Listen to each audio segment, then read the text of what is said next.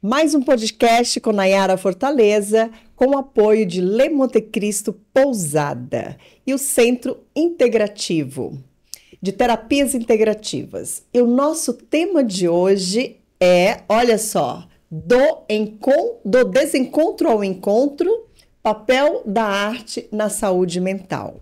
Esse tema de saúde mental que nós estamos com uma série que é extremamente importante para a humanidade, sobretudo nesse momento que estamos passando. E para falar desse assunto, o nosso convidado, ele tem, assim, várias credenciais, é mestre, é doutor, pós-doutor, escritor e é membro da Academia Cearense de Cinema. Com vocês, Alder Teixeira. Ô, Nayara, antes de tudo, quero agradecer a gentileza do convite. É um prazer muito grande estar aqui.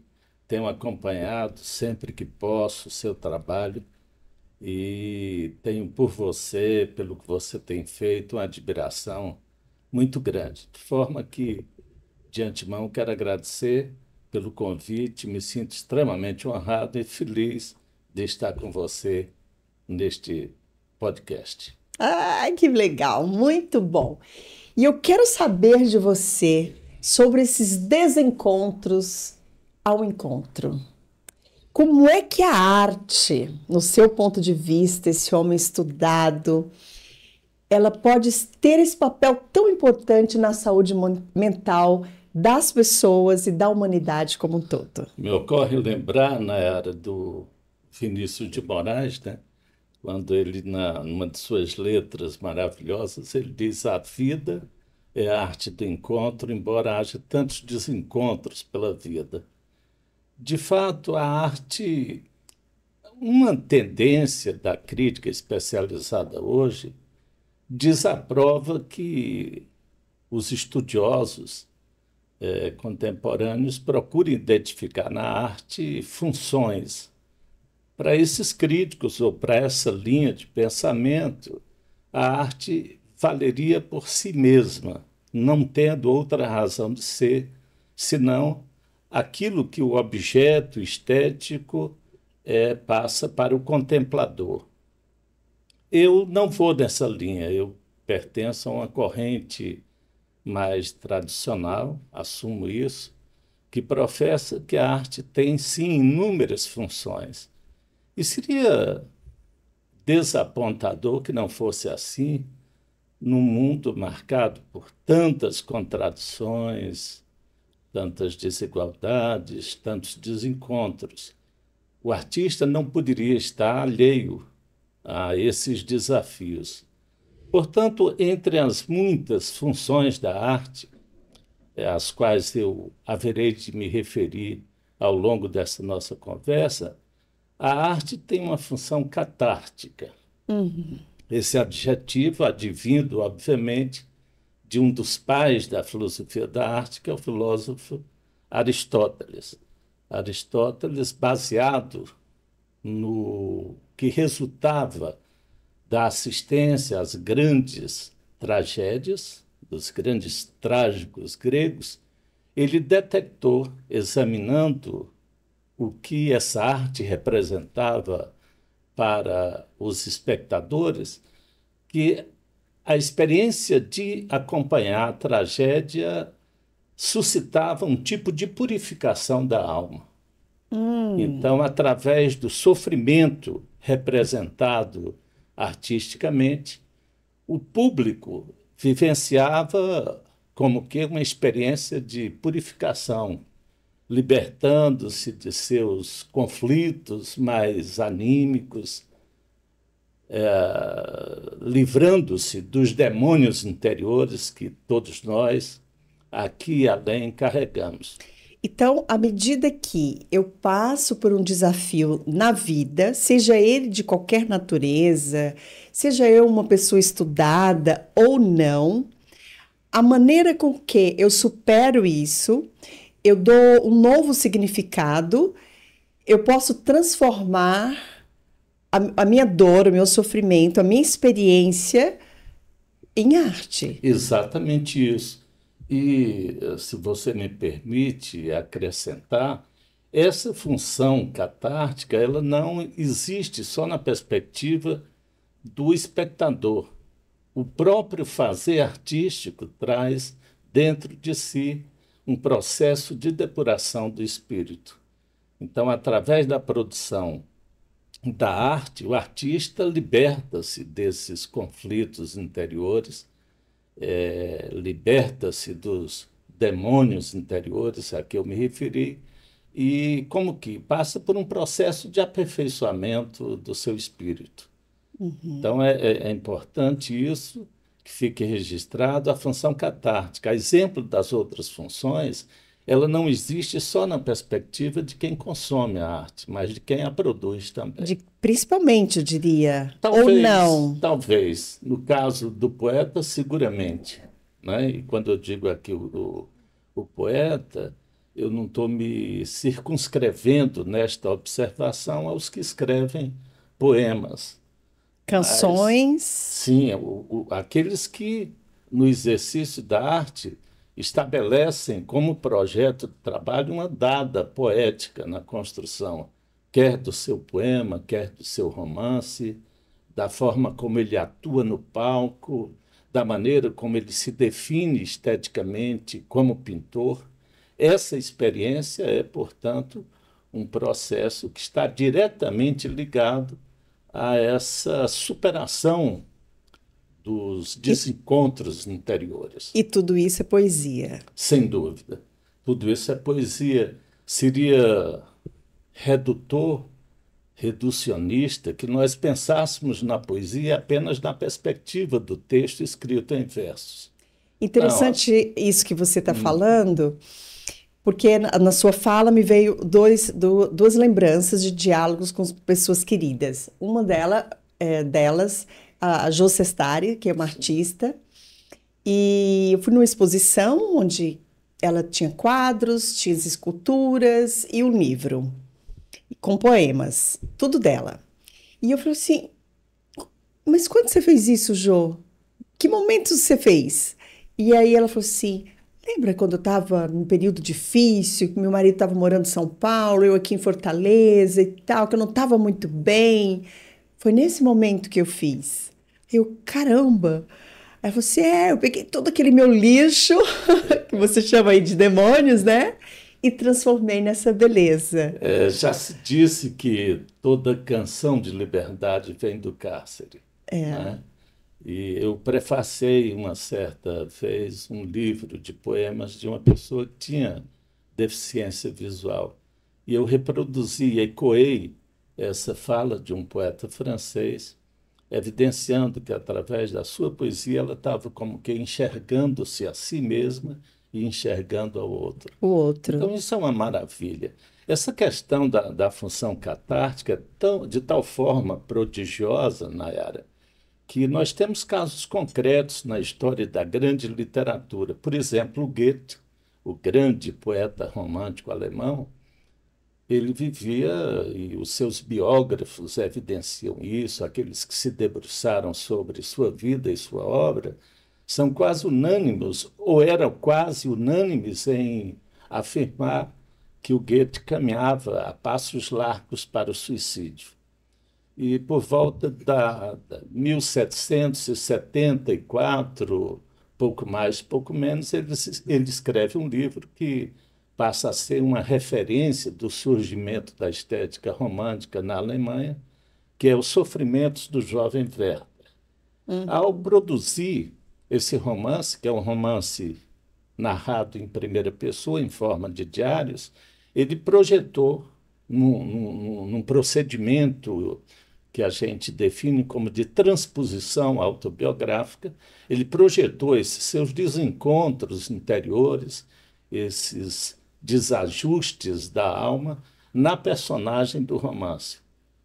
Ao final do romance, supostamente, pelas mesmas razões que o Goethe vivia conflitos inimagináveis, a personagem suicida, um problema passional não correspondido, a personagem suicida.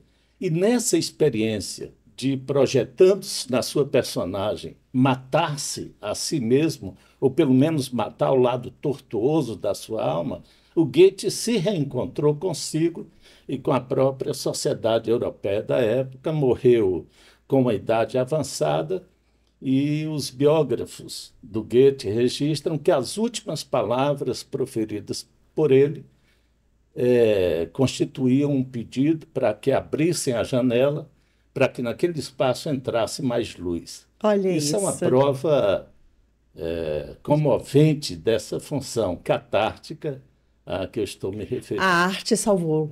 A arte o salvou. E, Bacana. contraditoriamente, e os historiadores da literatura evidenciam isso, muitos jovens à época leram equivocadamente esse procedimento, essa experiência estética do Goethe, e foram inúmeros os casos de suicidas jovens que deixaram nas suas cartas referências ao livro do Goethe. Então, é de tal forma complicada essa questão, embora eu faça dela uma leitura positiva, que a arte, na sua essência, é um instrumento de depuração, de purificação do espírito, mas pode, em casos eventuais, também contribuir para que esses conflitos possam se manifestar de forma muito mais contundente. E, nesse caso, baseando-me nesse momento da história da literatura alemã, nós diríamos que essa função catártica teria. E eu lembro que na pandemia, o quão importante foi os artistas, todo aquele momento que a gente viveu, mesmo que fosse por live, mas a arte, ela segurou muito ali aquele momento, né? A arte existe. É, Se perguntou isso a Nietzsche, ao grande filósofo Nietzsche, e ele disse que a arte existe para que o homem não morra de tanta realidade. Olha, Então, isso é muito é bonito, muito né? Então, profunda. durante esse período, na era da pandemia, de fato, numerosos grandes artistas viveram momentos muito difíceis, a exemplo de toda a sociedade. Mas eles, como tiveram, até que surgisse a ideia das lives, tiveram os seus procedimentos estéticos silenciados, eh, passaram por dificuldades muito grandes, não só financeiras, Sim, porque essa foi foge até do um que estamos detalhe, falando, é um é detalhe, um não detalhe. é? Em contrapartida, a utilizarem a internet, a perspectiva da comunicação mais imediata, decorrente dos avanços da tecnologia, esses artistas foram tendo a oportunidade de, na realização artística, superar aquele momento dificílimo por que todos nós passamos. Eu conheci você na Serra, somos vizinhos de Somos sítios, vizinhos. né? Por isso que eu trouxe aqui, ó, gente, tá? Para lembrar a Serra, que é a natureza onde tem maior arte, né? O maior artista é o divino que fez tudo isso maravilhoso. E toda a arte produzida é inspirada na própria natureza. E, e aí eu pergunto para você, né? Você busca sempre essa fonte da natureza para buscar sua inspiração, essa conexão, como é essa sua relação? Inequivocamente, Nayara, nós vivemos, como eu disse no início da nossa conversa, nós vivemos num mundo marcado por severas contradições. Cada vez mais o homem está invertendo o significado do ser e deslizando para o ter como uma prioridade. Os níveis de desigualdade social em países como o nosso são alarmantes e por isso mesmo eu acho que o homem está necessitado de experiências mais bucólicas, digamos assim. E não é à toa que, sobretudo em determinadas correntes estéticas, em determinados. Eu não gosto mais da expressão estilos de época, mas vou usá-la com uma certa restrição aqui. Uhum. Em determinados momentos, determinados estilos de época, foram particularmente voltados para a valorização da natureza. O romantismo, por exemplo, a que pertenceu Goethe, a quem eu me referi, o romantismo tinha entre as suas características fundamentais essa volta ao passado histórico, essa busca de um momento mais identificado com os pressupostos de uma sociedade que vivia na perspectiva do natural, E e ali não a do serra, cultural. né?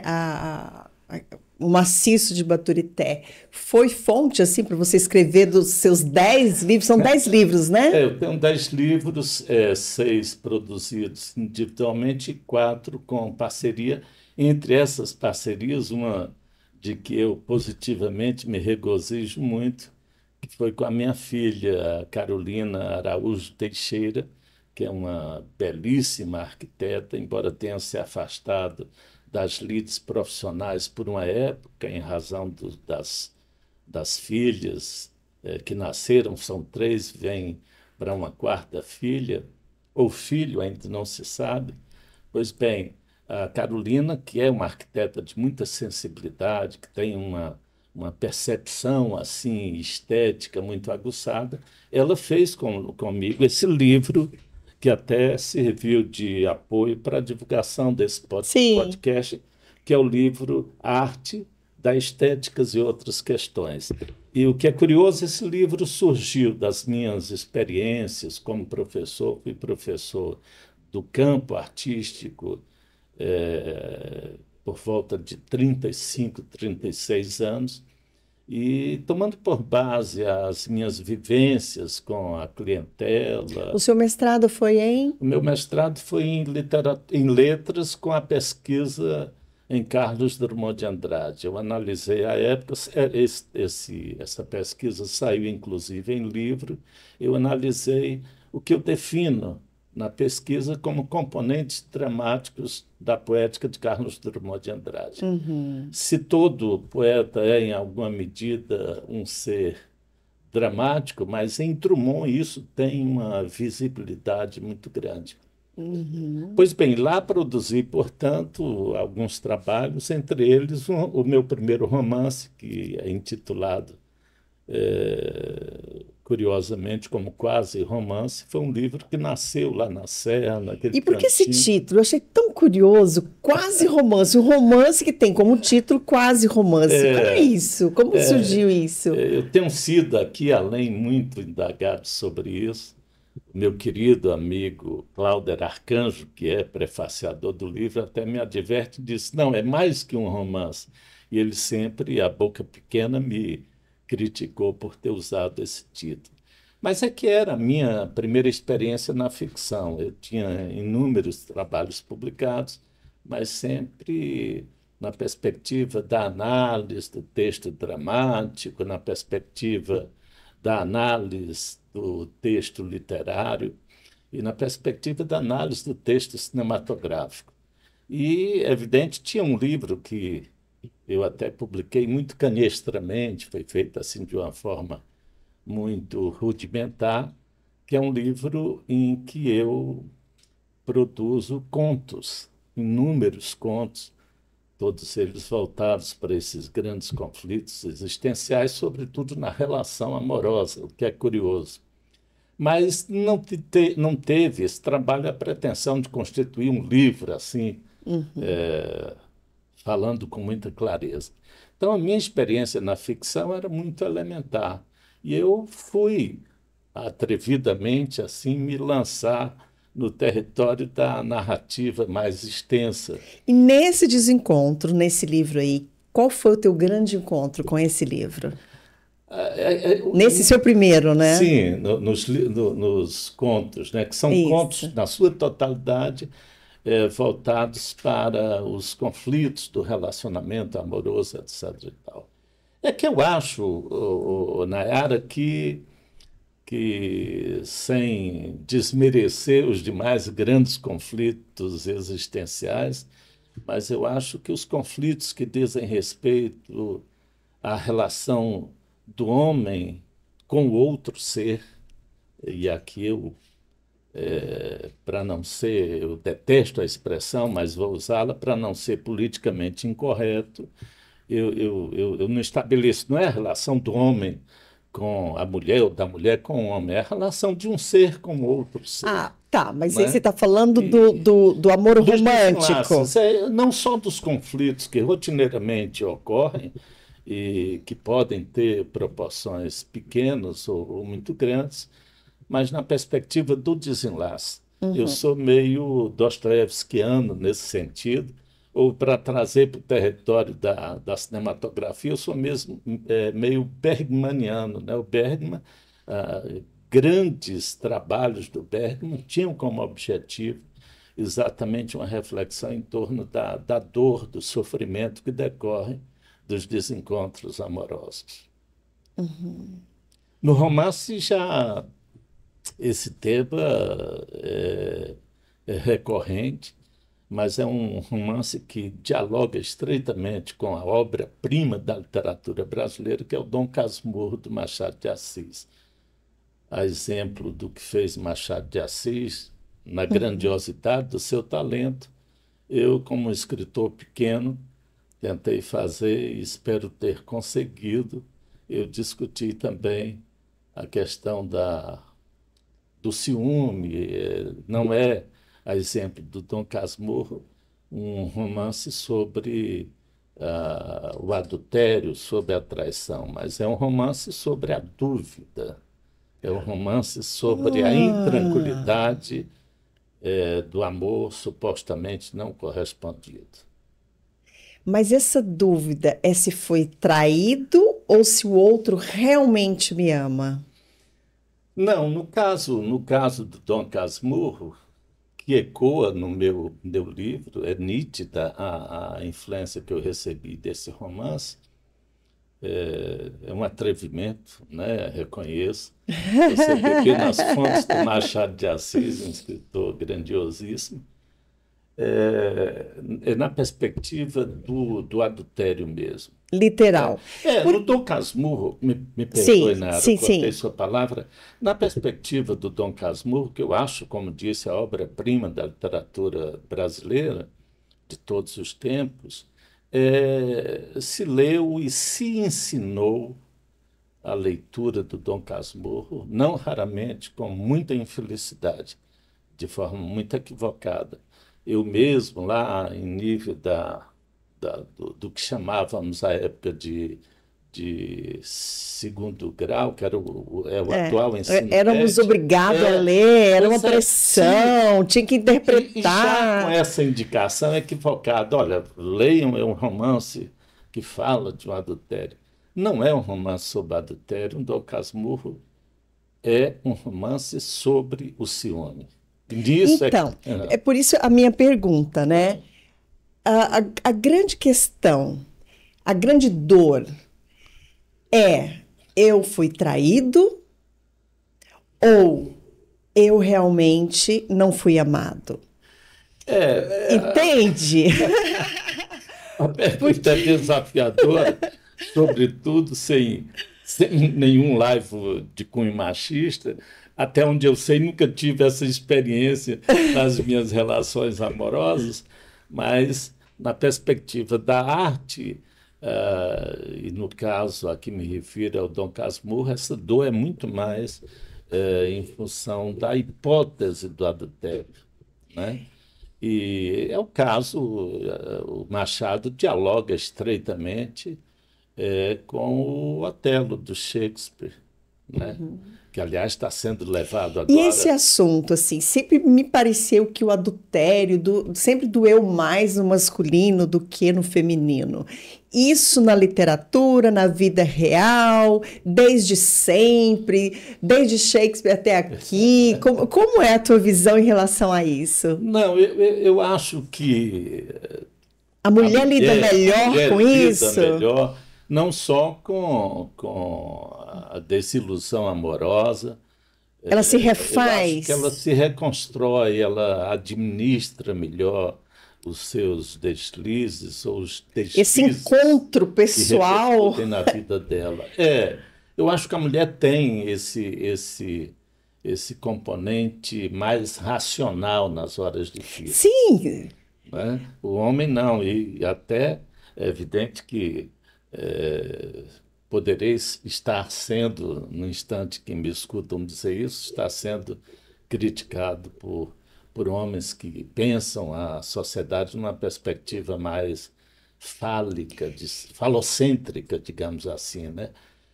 Eu não, eu acho que nós, homens, lidamos pessimamente com as desilusões. eu já Sejam. citei aqui no Ah, podcast de outras vezes o Dr. Cleto Pontes. Foi meu terapeuta tá, por muito tá. tempo, então Conheci muito, é conheci muito. comum falar aqui no nome dele. E ele dizia assim: nós homens.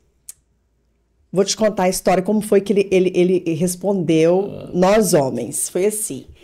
No ato mesmo terapêutico, eu estava ali e eu perguntei: Ô, doutor Cleto, me responde um trem aqui que eu tô. Que os homens têm tanta necessidade de trair? Mas eu quero saber de uma traição específica, que é quando a mulher está no resguardo. Por que isso? E tal. E, e, e trabalhamos naquela sessão essa questão da necessidade de alguns homens trair por trair. E aí ele olhou, nós homens, uma sociedade falida. Eu acho, Não sei na, se você chegou a ouvir isso dele alguma vez. eu acho que, valendo-me dessas palavras do Dr. Cleto, né, saudoso Dr. Cleto, seguramente eu poderia afirmar que a sociedade é que faz interpretações profundamente equivocadas em relação a isso. Eu entendo que a infidelidade, escrevi essa semana um texto publicado no jornal Segunda Opinião e no meu blog, em que eu intitulei o texto de Se o Desejo Acaba. Eu acho que a infidelidade, examinada assim à luz das, digamos assim, das teorias mais conservadoras, ela é de todo abominável, né? Ou ela é abominada por completo.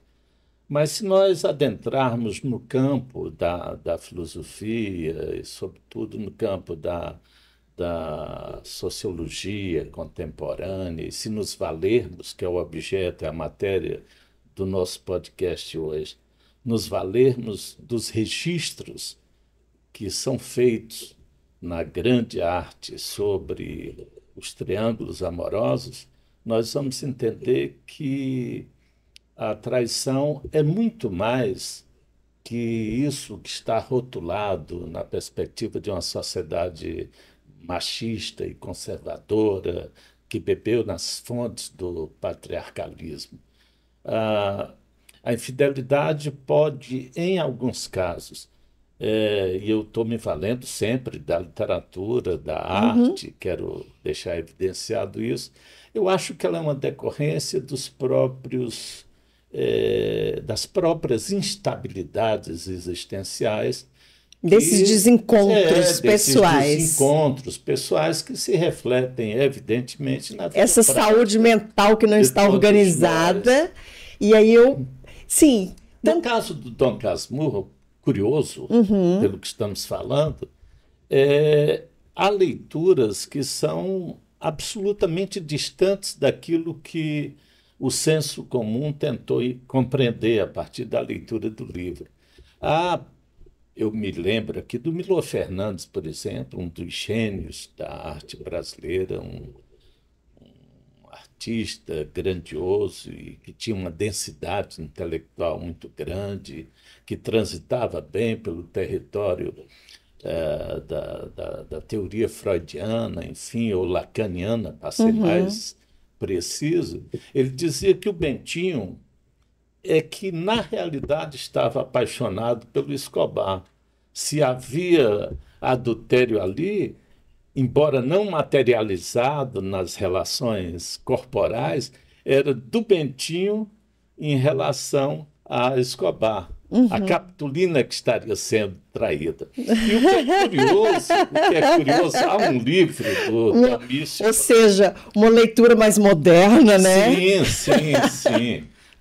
E ele se vale de elementos textuais do próprio Machado de Assis para dar consistência Porque sim, argumentativa à sua tese. eu sou também pós-graduada em sexologia e também trabalho com os arquétipos do masculino e do feminino. Então, é muito comum eu encontrar, vir até mim, até minha pessoa, como profissional, Hades, né? Aquele perfil sisudo, calado, bem Dom Casmurro, né? Sisudo, calado ali. E eles tiram, assim, uma fantasia de que são traídos. E às vezes não são, mas eles fantasiam. Tanto, na linha dessa sua reflexão, como uma estudiosa da matéria, eu poderia lembrar aqui do caso, voltando ainda ao Dom Casmurro, um escritor brasileiro contemporâneo, que até presidiu a Academia Brasileira de Letras, é um grande ficcionista. Ele escreveu um romance tomando por base Dom Casmurro, intitulado Memórias Póstumas de Capitu. Ele juntou no título dois romances conhecidíssimos do Machado de Assis. E desse livro, ele obedece rigorosamente à estrutura narrativa do Dom Casmurro, aqueles capítulos curtos, etc. e tal, com a diferença que ele agora tira a voz do Bentinho, que é o narrador no Dom Casmurro, e dá a voz para a Capitolina, para a Capitu. E, Nayara, como é diferente o resultado disso, né? A coisa muda completamente. É olhar a mesma realidade por um outro Um ângulo. outro ângulo. É nisso que reside a força prodigiosa. Ou seja, é fácil falar de mim, difícil ser eu, né? E no final, trabalhando quase que com os mesmos elementos discursivos do Bentinho no Dom Casmurro, eu cito de cor, obviamente, a Capitolina diz que o doutor Bento Santiago teria lhe dado todas as razões para que ela o traísse, mas que ela não tinha feito isso. E é interessante, há elementos muito curiosos nisso, que Bento Santiago, né, uma estudiosa americana, fez uma leitura pelos anos 60, início dos anos 70, sobre o Dom Casmurro, e ela diz o Otelo brasileiro de Machado de Assis, valendo-se da perspectiva do Otelo de Shakespeare, que é um homem que assassina a mulher, Desdémona, atiçado, digamos assim, pela a maldade do Iago, que é o personagem que leva o Otelo por ciúme a matar injustamente a Desdémona, e ela faz uma leitura mostrando que é um livro que ecoa o Shakespeare. E ela vai observar que o próprio nome, ou sobrenome do Bentinho, ecoa o Shakespeare do Otelo, porque é Bento Santiago. Então, esse final do sobrenome, o Iago, seria como que se Uma denúncia. uma revelação de que o Machado de Assis teria bebido nas fontes do Shakespeare para produzir esse seu livro extraordinário. Então, e quando você olha as suas 10 obras assim, né? A gente vê que esse aqui, né? A arte da estética que você escreveu com a sua filha tem todo um carinho, não só porque eu sou a filha, mas tudo que o livro traz. O primeiro, por ser o primeiro, pela ousadia, né? Então, assim, me fala um pouco de cada um desses livros, o que cada um é um filho, né? O que ele traz para você, o que você cresceu, qual foi o seu grande encontro de cada um Eu deles? faço, assim, por uma questão de correção intelectual, eu até diria que não são obras, são pequenos livros que nasceram, evidentemente, da paixão do autor pela arte e, em particular, pela literatura. Eu lembro bem desse livro de contos. Eu tenho um guia de prosa de ficção brasileira, Uau, é que um livro bacana. esgotado, que é um livro em que eu adoto um procedimento muito próximo aos que estudam ou estudaram assim na perspectiva acadêmica a literatura, é um de lembrar de um autor chamado Massot Moisés. Massot Moisés tem dois livros assim que são amplamente adotados nos cursos de letras, que são Introdução, não, a literatura brasileira através dos textos e a literatura portuguesa através dos textos. Eu usei basicamente essa mesma técnica de construção do livro. Eu analiso os romances mais importantes produzidos no Brasil, apresentando uma síntese da história, né? Uma sinopse do que é a história, fazendo uma análise pessoal de um fragmento da obra, estendendo essa leitura ao todo, né, da narrativa, e situo cada um desses romances na perspectiva da estética a que esses livros, esses romances pertenciam ou pertenceram, né? Aham. Então é muito didático. Eu sempre me preocupei, a princípio, sobretudo, em trabalhar esses textos numa tentativa de facilitar aos interessados o conhecimento da literatura. Fiz isso na perspectiva da arte, em suas diferentes linguagens, nesse livro com a minha filha, Carolina. Depois eu tenho um livro que eu acho assim o mais denso do ponto de vista acadêmico, que é um livro sobre o Bergman, o grande cineasta sueco, em que eu intitulei Ingmar Bergman, Estratégias Narrativas. Então, e como foi que o cinema entrou assim na sua vida? Que você é apaixonado em Ah, cinema, faz sou. parte, né, da Academia Cearense É, de é. Cinema. E Desde muito jovem, Nayara, eu sempre tive assim uma sensibilidade muito aguçada para a arte que trabalha com diferentes linguagens, né? Na uhum. perspectiva do teatro, por exemplo, a representação em palco ou fora do palco, a partir de textos literários, enfim, esses contrapontos da arte em relação a outras linguagens. E fui descobrindo que o cinema, dadas as suas características de linguagem, o cinema absorve todas as demais artes, né? O cinema é literatura, o cinema é pintura, o cinema é Ele é teatro, tudo, né? O né? cinema é tudo isso. Então é uma arte muito completa que trabalha com códigos os mais diversos e isso me seduziu, mesmo quando eu não tinha nenhuma formação teórica que me permitisse compreender o que o cinema realmente é. Essa fala me faz lembrar também um estilista que chegou, estava em atendimento na terapia integrativa e ele falou assim: Ah, meu vestido mais barato é 40 mil. E aí eu perguntei: e o que que faz uma pessoa pagar 40 mil numa peça? E ele olhou assim para mim e falou assim: é uma obra de arte. Gente, eu achei a coisa mais linda do mundo, assim, a autenticidade, sabe? Com o que ele falou. Assim, é uma obra de arte, como assim?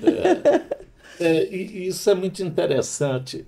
Hoje, na pós-modernidade, a gente tem que admitir que não se pode dizer o que é a arte, né? Eu acho que há uma teórica de cujo nome não me lembro agora, que ela dizia mais adequado será a gente perguntar quando é arte, né? Quando um objeto ou uma manifestação que seja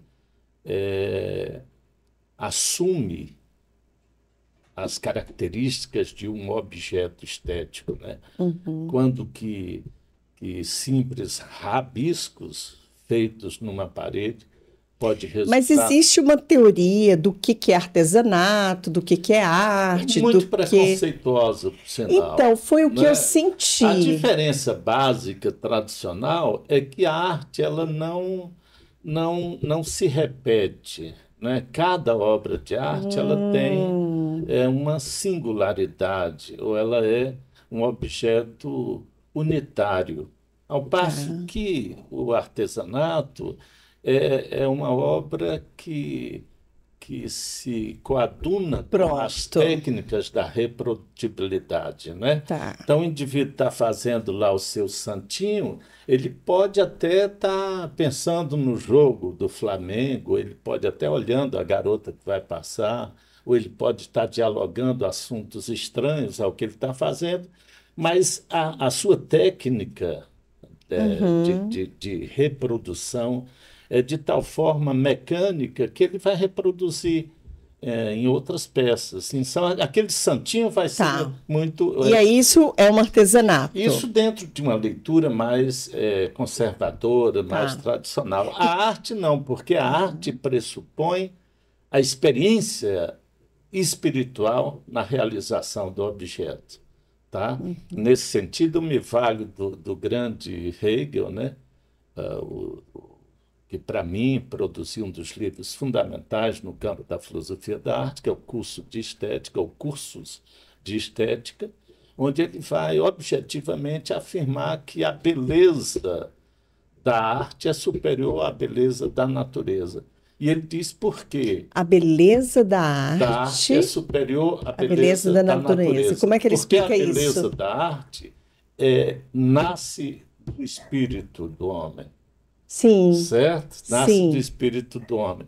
Então, ele considera que a beleza de uma tela em que está registrado um pôr do sol é mais bonito do que o O próprio próprio pôr do pôr do sol, sol. porque ela é o resultado de uma experiência espiritual, né? Lindo Então, isso. polêmica à parte, eu me agarro muito, eu me sustento. Eu sou menos kantiano, embora o seja também, mais hegeliano.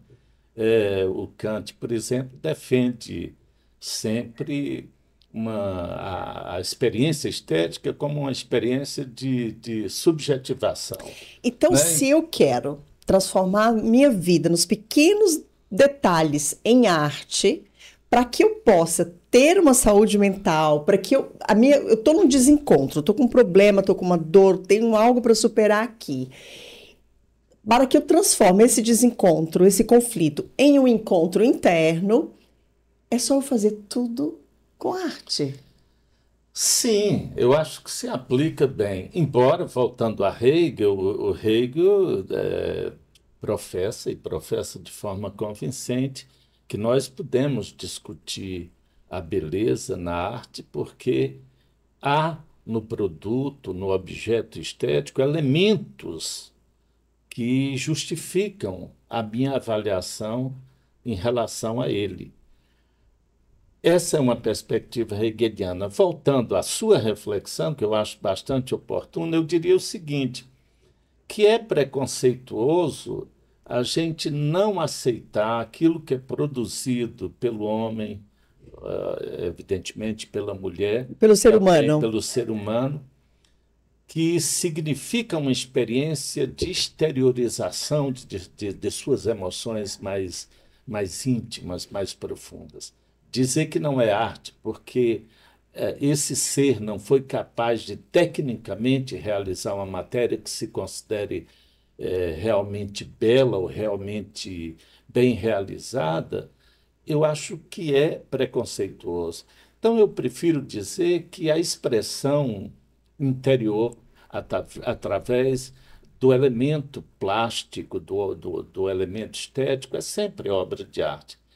Haverá obras de arte de qualidade inferior e haverá obras de arte de qualidades incontestas. Mas sempre será uma experiência estética e, portanto, eu considero que, na perspectiva da pós-modernidade, aquilo é arte, sim. Um empresário, um empreendedor, ele pode produzir arte, dependendo da expressão, da forma como ele cria algo que facilita a vida do outro. Ah, sim, claro. Isso no olhar mais amplo sobre arte. Eu acho, de fato, historicamente, os estudos acerca da arte estiveram ou equivocados em grande medida, ou foram tremendamente preconceituosos, não é? Porque, assim, observando, né, alguns empresários bem-sucedidos, e agora me vem à memória uma delas, a Adelaide Garcia, que é a dona da Rinodê, ela trabalha com pessoas. Tem uma empresa de cosmético conhecida fora do país, mas antes ela era costureira. E metamodelando, conversando com ela, ela falou assim, não, eu não vendo cosmético, eu desenvolvo pessoas. A minha arte é essa, desenvolver pessoas. Só que a gente refletindo, né? E antes de você desenvolver pessoas, quando você era costureira, como que era? Era só você e a máquina ali, porque eu fico questionando uma artista ali fazendo repetidamente a mesma coisa, né? Então, eu estava questionando isso há muitos anos atrás, mais de 30 anos atrás, questionando isso com ela. E ela falou assim, olha, Nayara, eu pegava uma peça que eu fazia, quando eu terminava, as outras costureiras ia passando e nem olhava, como você falou, do santinho lá de madeira. E nem olhava o que estava fazendo, fazia automaticamente. Eu não, terminava a peça, eu olhava a peça e dizia assim, caramba, olha o que eu fiz. Sem E ela dúvida. disse que sentia um orgulho da beleza que ela produzia. E olha o Exatamente, percurso que ela que ela percorreu entende para isso. realizar isso. Lógico, seria, eu acho que a tua reflexão, sempre muito boa, ela pode até suscitar um outro ângulo de discussão aqui entre mim e você. Do Reed Made, por exemplo, né? Do Marcel Duchamp, que ele pega um urinol, um instrumento desses que a gente vê em qualquer bar. De Pinico, quanto... meu povo, no Ceará é pinico. Não, mas é aquele afixado na parede que há normalmente nos Ah, bares, nos etc. banheiros Então, masculinos. Tá, ele retirou aquilo e tá. expôs no evento, na exposição de artes, invertendo a Sim. posição.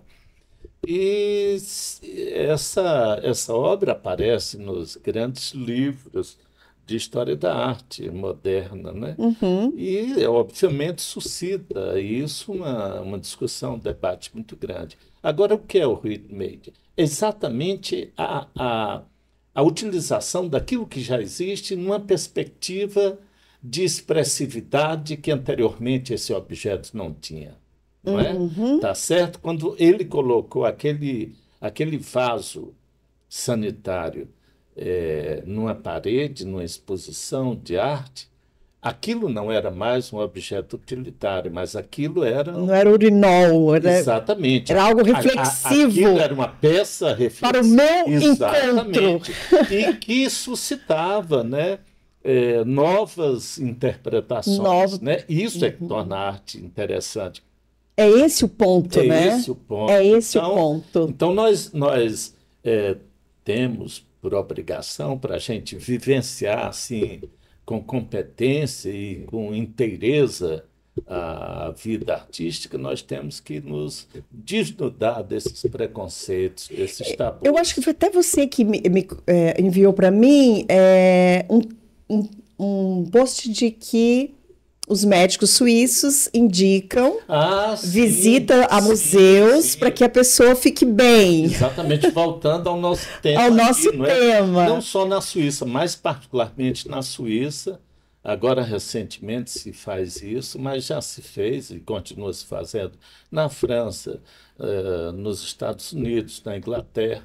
Quer dizer, eh, os hospitais, os especialistas na terapia dos problemas mentais, levam seus pacientes aos museus ou levam a arte, objetos artísticos até eles, para que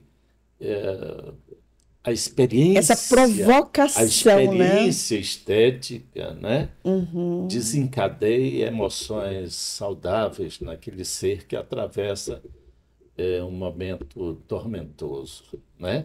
E os resultados, as pesquisas já provam isso, que os resultados têm sido positivos. Quer dizer, os médicos que enveredam por esse campo têm obtido resultados positivos do ponto de vista da avaliação científica daquele quadro É. clínico. E no Brasil nós tivemos um caso, eh, por exemplo, da Nise, Uhum. né, que resultou até num filme muito interessante, que ela era uma médica Sim, psiquiatra. psiquiátrica, né, e que no Rio de Janeiro Glória tornou Pires, né? Que representa. e representa Perfeita. emblematicamente É, bem muito uma bem. Uhum. interpretação irrepreensível dela. Pois bem, a Nise da Silveira, ela teve a iniciativa, eu acho que ela A foi até pioneira sensibilidade, nisso, né? de proporcionar aos seus pacientes no hospital psiquiátrico, porque A na época arte. havia esses hospitais psiquiátricos, hoje não se recomenda mais isso, mas ela reservava determinados espaços nesses manicômios, a palavra é muito dura, para que os seus pacientes, através da experiência artística, se libertassem das suas dores, do seu sofrimento. E aquele que, para mim, é o grande crítico brasileiro, que me foge o nome agora, eu lembrarei talvez daqui a pouco, ele visitou essas obras, esses ambientes, Uhum. presenciou essas experiências e, e ele afirma peremptoriamente que, em meio àqueles pacientes, havia artistas de talento impensável, Impensáveis, né? não é?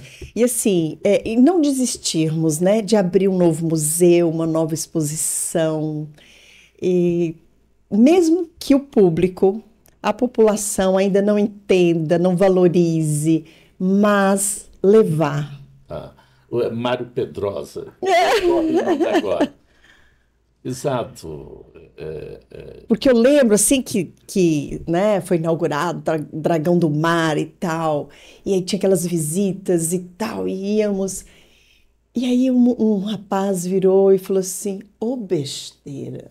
E eu ouvindo aquilo, né? Ô besteira, qualquer um faz isso. Aí eu não me contive e disse assim: e por que você não fez? Sabe que esse é um outro grande equívoco, a demonstração de um despreparo intelectual muito grande em relação ao que é a arte, o que é o mundo artístico, é não compreender as transgressões formais que, desde o modernismo, né, e dos diferentes ismos, cubismo, surrealismo, dadaísmo, etc. e tal, imperaram ou passaram a imperar num determinado momento da arte. Quando se olha para um painel como Guernica, eu ouvi depoimentos de pessoas dizendo: isso é uma bobagem, qualquer um faz isso. Isso reflete, obviamente, uma ignorância no sentido Ignorância. etimológico da palavra, de ignorar, de desconhecer E às aquilo. vezes não é nem uma pessoa com pouco estudo, né? Exatamente, exatamente. E não sabem essas pessoas, nesses seus juízos apressados, que Picasso era um retratista imensamente talentoso, um artista figurativo de imenso talento. Ele fazia aquela arte dele com a fragmentação da imagem para alcançar novas potências de comunicação estética e não por incompetência. Ele tinha um absoluto domínio do pincel, das cores. Ele era um artista absolutamente genial, mas enveredou propositalmente por um movimento que tinha por base exatamente a transgressão da forma, a desconstrução da forma, do ponto de vista convencional. E outra questão, assim, que sempre me vem à cabeça e eu fico atenta à vida no dia a dia, quando eu vejo uma pessoa talentosa, um artista nato, uma inteligência diferenciada, e muitas vezes os pais, por uma questão até de necessidade de sobrevivência, querer enquadrar, né, É, aquele artista num trabalho convencional, de ganhar ali a sobrevivência. Nossa, isso é uma destruição é um ato de de violência. É um ato de violência. violência, muitas vezes cometido pela boa intenção, mas que resulta em dramas posteriores gigantescos, né? A respeito do que falávamos com essa crítica, que besteira, que coisa mal pintada, qualquer um faz isso. Eu lembro aqui, me ocorre lembrar do Henri Matisse, né, o grande pintor francês, que ele estava numa, numa galeria onde estavam expostas algumas telas dele, e ele pintava assim obsessivamente mulheres, né? E passou um grupo de mulheres assim da alta sociedade parisiense, supostamente, e ficaram diante do quadro criticando e dizendo: isso não é uma mulher, coisa horrorosa. E ele não se conteve e disse: senhoras, de fato, isso não são mulheres, isso é uma tela. Isso é uma tela, isso é uma obra de arte. Eu acho que é isso. Volto então àquela afirmação que, embora polêmica, pode nos fazer olhar com olhos mais sensíveis às produções artísticas, que é mais adequado será dizer, ao invés de o que é arte, dizer quando é arte, né? Quando é Quando é arte? arte, ou seja, quando um movimento de dança é arte, quando um objeto colocado no contexto de um ambiente artístico passa a adquirir significados, passa a ter potências de sentido, nesse caso será arte. Então, uma pedra, a exemplo do Marcel, eh, do urinol lá do Marcel Duchamp, uma pedra que está à beira de um rio é só uma pedra, mas essa pedra colocada num ambiente vocacionado para as experiências da expressividade humana passa a ser, de fato, obra de arte, De né? arte. Até me ocorre lembrar Drummond, né, quando diz tinha uma pedra no meio do caminho, Uma no meio pedra. do caminho tinha uma pedra no meio do caminho. E quantas vezes eu que lecionei literatura brasileira e teoria literária também, ouvi a princípio os alunos recém-chegados aos cursos de literatura dizerem: mas isso é um poema sem qualidade, etc. e tal. E eu ia aos poucos fazendo com que ele percebesse que aquela Desconstruindo. pedra estava revestida de significados mil, não era uma pedra, aquela pedra passava a ser símbolo de todas as adversidades, de todos os obstáculos que o homem encontrava no caminho, ou seja, na trajetória da sua existência. E isso chegava a um ponto até muito curioso do aluno, mais vocacionados para os preceitos gramaticais, dizer: mas tinha uma pedra, está usando o verbo ter no lugar de haver, etc. e tal. E eu dizia: mas de que homem está o poeta falando? Do homem simples, do homem que tem mais recorrentemente à sua frente obstáculos inimagináveis. E esse homem não diz uma pedra, ele diz tem uma Tem pedra. uma Com a pedra. flexão do poema, tinha uma pedra. E essa pedra ficou para trás, o que prova que esse homem teve a capacidade de De seguir, reverter né? situação, de seguir, de De superar se reencontrar. obstáculos, de se reencontrar, não é?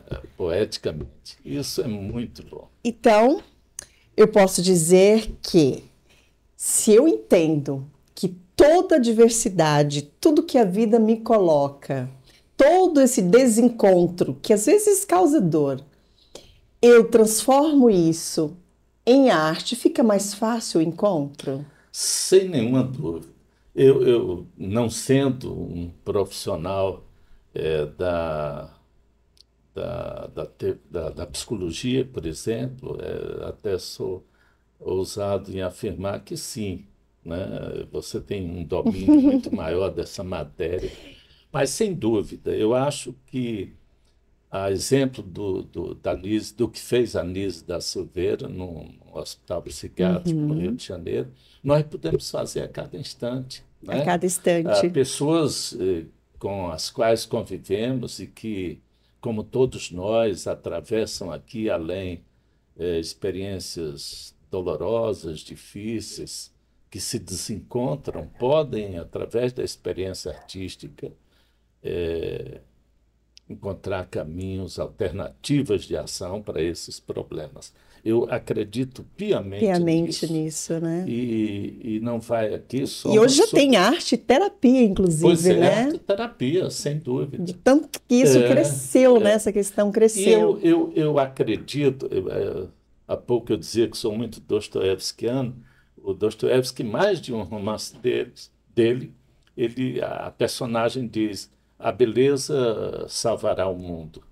E o que é a arte, senão a A busca da beleza, da beleza em beleza. toda a sua complexidade, com a observação de que não é beleza como superficialmente as compreendemos, aquela beleza que se padroniza pelo equilíbrio, pela a correlação de forças das massas internas da obra, não.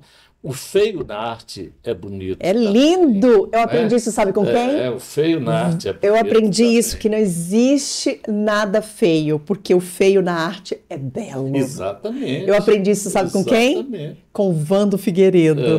O Sem Vando. E você dúvida. sabe que ele que fez essa capa do meu livro, né? Ele que fez. Belíssimo artista, É né? um quadro. E era empresário antes de ser literalmente Exatamente. artista, né? Exatamente. Olha, o Fernando França tem umas experiências muito interessantes nesse campo. Pois bem, eu acredito muito na arte, eu sou um apaixonado pela arte, mas não é uma mera subjetivação, isso que sinto em relação à arte, sem a qual não saberia viver. Não saberia viver. Os meus parcos conhecimentos teóricos me dão sustentação para afirmar, assim, corajosamente, que o mundo é impensável sem a arte. Sem a arte. O meu arquétipo principal é a Afrodite. A Afrodite não é só sedutora pela comunicação, mas porque ama a arte, ama o belo.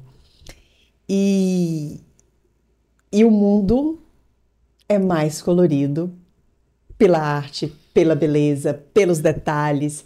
E o interessante que antes mesmo de saber do meu arquétipo de Afrodite, ser tão forte, de gostar do belo, eu fiz um teste de forças, não era de arquétipos, era de força. Quais as minhas maiores forças? E a maior força que deu foi a beleza.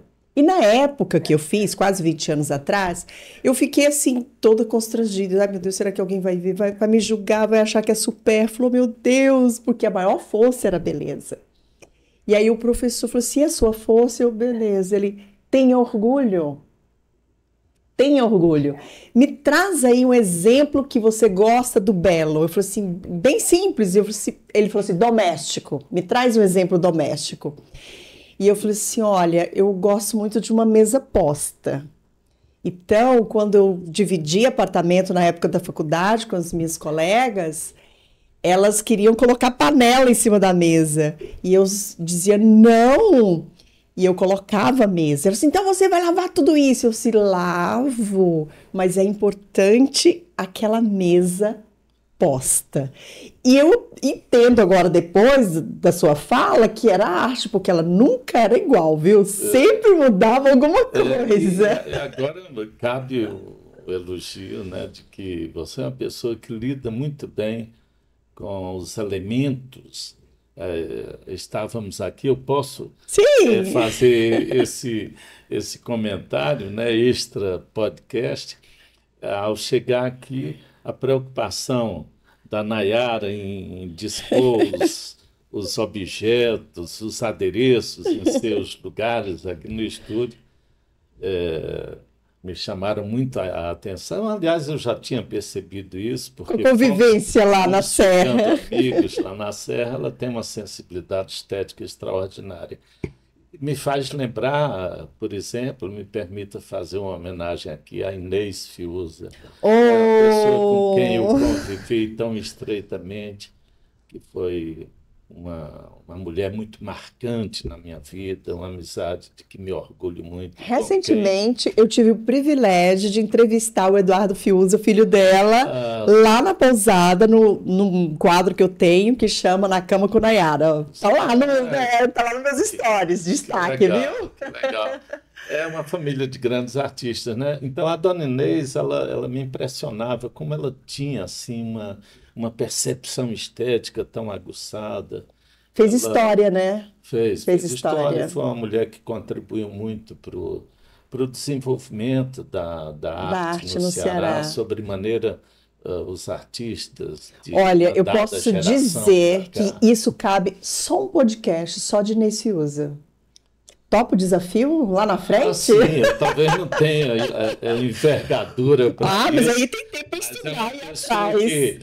com quem eu convivi muito e que admiro muito, de quem sinto muita saudade. E é uma família de grandes arquitetos, né? Tem o César Filho, que agora pinta depois de ter sofrido um problema de saúde que tirou dele, ou que lhe impôs algumas limitações.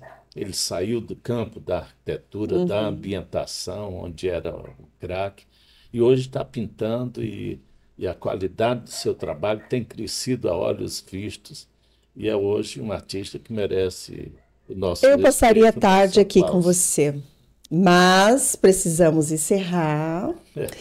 E eu quero saber que recado você deixa para as pessoas. Antes eu quero agradecer assim com muita honra a oportunidade que você me proporcionou de estar aqui no seu espaço e no seu programa, que é tão bonito, que é tão enriquecedor e que tem crescido e crescerá sempre muito. Quero agradecer a cordialidade do Obrigada. convite, dizer que foi um privilégio estar aqui com você. E o grande recado que eu dou é que as pessoas coloquem mais arte nos seus cotidianos. Apreciem mais o cinema, leiam mais, se esforcem para ir ao teatro mais assiduamente, visite as exposições. O Ceará tem grandes pintores, grandes artistas que estão precisando de reconhecimento, de aplauso. Se fizermos isso, estaremos construindo um mundo mais equilibrado, mais justo, mais humano, mais livre, um mundo que valha mais a pena viver. Muito obrigada. Muito obrigada de coração.